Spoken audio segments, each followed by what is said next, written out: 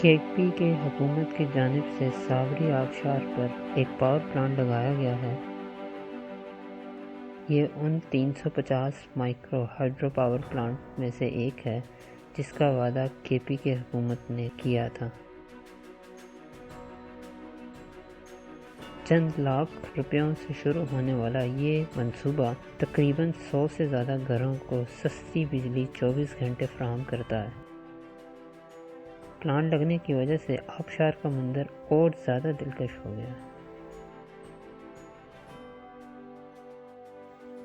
میری رائے میں پاکستان کو ایسے بہت سے منصوبوں کی ضرورت ہے۔